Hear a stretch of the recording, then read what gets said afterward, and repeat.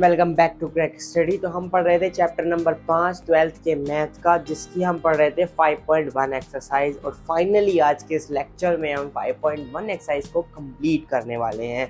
As मैंने पहले lecture में कहा था 5.1 की कि 5.1 में कॉन्सेप्ट सेम है, बट उसकी प्रैक्टिस के लिए क्वेश्चन बहुत सारे दिए हुए हैं। 34 क्वेश्चन आपके इस एक्सरसाइज में दिए हुए हैं।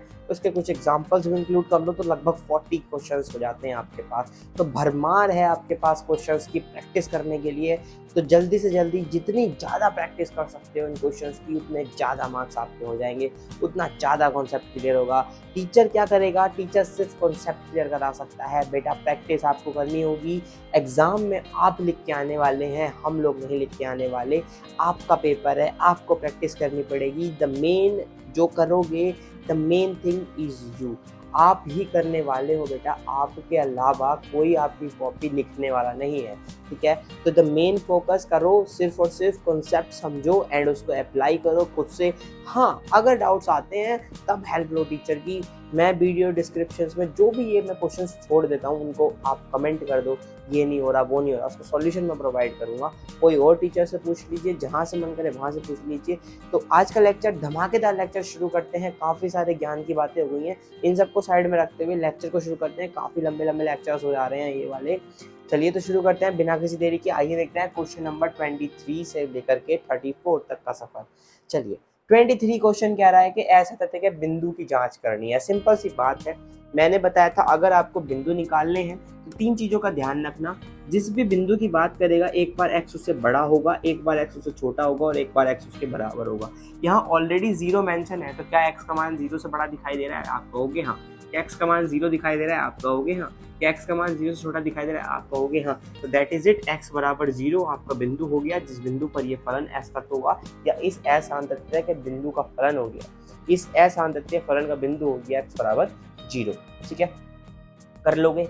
चलो यहाँ से देखो, चलो करके दिखा लेते हैं। x बराबर 0 पर हमें चेक करना होगा। चलिए भाई, लेफ्ट हैंड लिमिट क्या हो जाता है भाई? देखो सेम कॉन्सेप्ट है, लिमिट लगाओ x टेंड्स टू 0 माइनस 0, ठीक है। उसके बाद फंक्शन उतारो 0 से छोटा। 0 से छोटा बोले तो पहला वाला फंक्शन, बोले तो sin x अपॉन x, ठीक। दूसरे बताओ भैया, लिमिट h का डायरेक्ट h में लगा दे क्या? चलो छोड़ो यार, आप भी कहोगे गुरुजी ज़्यादा ही आप कर रहे हो, इतना तो हम भी नहीं करते। चलो कोई बात नहीं, हम कर लेते हैं, थोड़ा सा लंबा और खींच लेते हैं। जब इतने लेक्चर खींचे तो ये और सही। लिमिट h टेंड्स टू 0 यहाँ। अब देखो मेरी बात सुनना बच्चा, ध्यान से सुनना मेरे बच्चा। ये लिखा हुआ है sin x अपॉन x, ठीक है, ध्यान से सुनना आप, है ना। आपने 11th क्लास में एक फॉर्मूला पढ़ा होगा, नहीं पढ़ा तो मैं याद दिला देता हूँ कि अगर लिमिट x टेंड्स टू 0 दे रखा है और लिखा हुआ है sin x अपॉन x, तब इस पूरे फंक्शन का मान 1 होता है बेटा। ये कह लो इस लिमिट का मान 1 होता है। याद है आपको थोड़ा सा?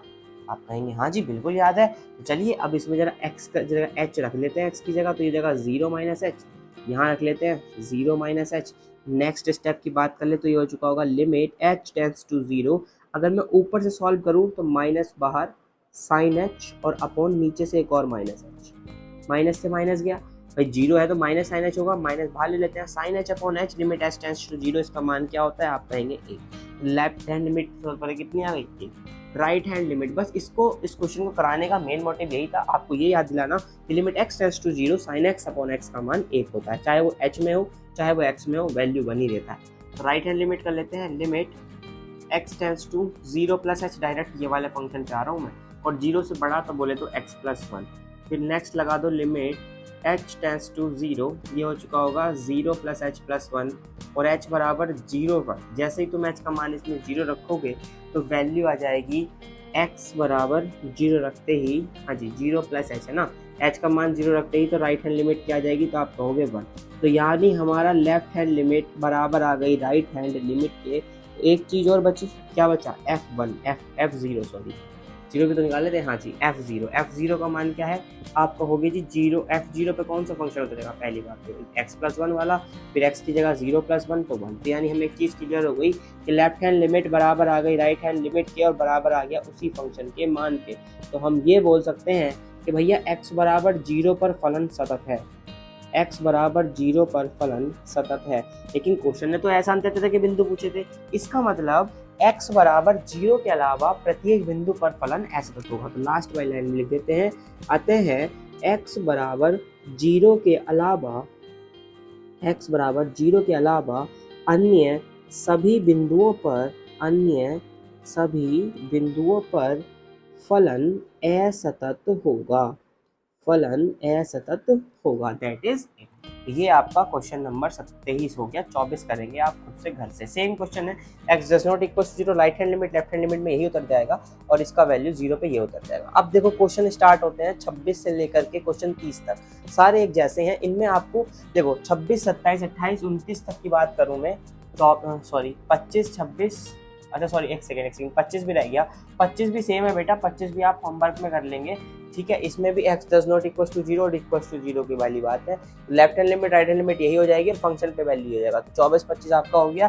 26, 27, 28, 29 इन चारों क्वेश्चन में आपको k का मान ज्ञात करना है, जिसमें 27वां क्वेश्चन मैं आपको करा रहा हूँ, ठीक है। ये भी सेम है, ये भी सेम है, वो भी सेम है, वो भी सेम है। बिंदु बता दूं, इसके लिए π/2 होगा, इसके लिए 2 होगा, इसके लिए पाई और इसके लिए 5। और क्वेश्चन ने ये कहा है कि इन सभी बिंदुओं पर ये जो फलन है वो सतत है, यानी left hand limit right hand limit के बराबर है। आपको ये दे रखा है, बस आपको सॉल्व करना है। चलिए क्वेश्चन नंबर 27 के बारे में बात कर लेते हैं। क्वेश्चन 27 के लिए लेफ्ट हैंड लिमिट क्या होगी और साथ ही साथ आप मुझे बताओ राइट हैंड लिमिट क्या होगी। लेफ्ट हैंड लिमिट की बात करें तो लिमिट कितने पर दे रखा है, 2 पर। लिमिट x टेंड्स टू 2 - 0, तो 2 से छोटा फंक्शन बताओ। 2 से छोटा फंक्शन हो गया kx²।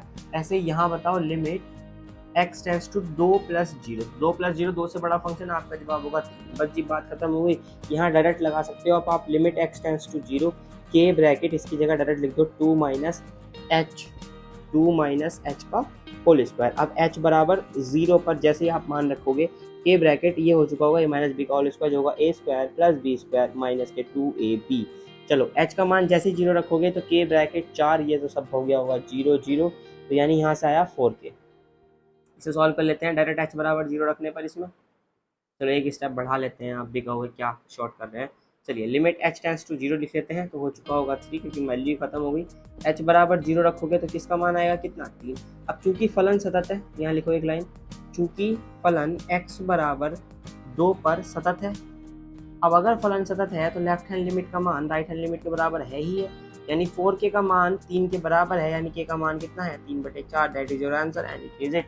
इसी के साथ आपका क्वेश्चन नंबर 27 हो गया समाप्त। अब देखो बचा क्वेश्चन 26 करेंगे घर से, बचा क्वेश्चन 27 करेंगे घर से, क्वेश्चन 29 करेंगे आप खुद से। बहुत आसान है। इसके लिए बता दूं, left hand limit right hand limit दोनों में ये फंक्शन उतरेगा और बराबर के लिए 3 रखा जाएगा। लेफ्ट हैंड लिमिट पर ये, राइट हैंड लिमिट पर ये, और बराबर का मतलब ही खत्म हो गया, बराबर तक आएगा ही नहीं, जाएगा ही नहीं। लेफ्ट पे ये राइट पे ये, सेम जैसे ये हुआ है वैसे ये होगा, वैसे ही ये होगा। और ऐसा ही क्वेश्चन नंबर 30 है, होमवर्क ये भी आपका रहा। इस क्वेश्चन में कह रहा है कि देखो x बराबर 2 पर और x बराबर 10, ये 2 बिंदु दे रखे हैं, x बराबर 2 और x बराबर 10 पर, जिस पर ये फंक्शन सतत है। तो एक बार आप करेंगे x बराबर 2 पर, जिससे आपको मिलेगा x बराबर 2 पर कर लो या 10 पर कर लो, दोनों में से किसी से भी आपको a और b दोनों में रिलेशन मिल जाएगा, ठीक है। तो x बराबर 2 पर कर लोगे तब भी रिलेशन मिल जाएगा, 10 पर करोगे तो भी रिलेशन मिल जाएगा। चलिए क्वेश्चन 30 तक होगा मेरे अकॉर्डिंग कंप्लीट। सारे के सारे कॉन्सेप्ट सेम है, तो उम्मीद करता हूँ मैं आप कर लेंगे, चीजें देख लेंगे।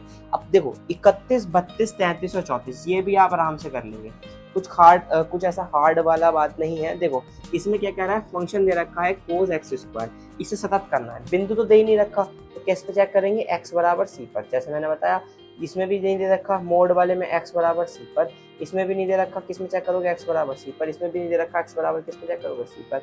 अब इन चारों क्वेश्चनों में दिक्कत क्या आएगी, दिक्कत सिर्फ इतनी आएगी, ये जो मोड वाला है इसका बता देता हूँ मैं। देखो मोड वाला जब आप करोगे तो जैसे आपका मान लो मोड में आया साइन एक्स दे रखा, कोस एक्स दे रखा, ठीक है।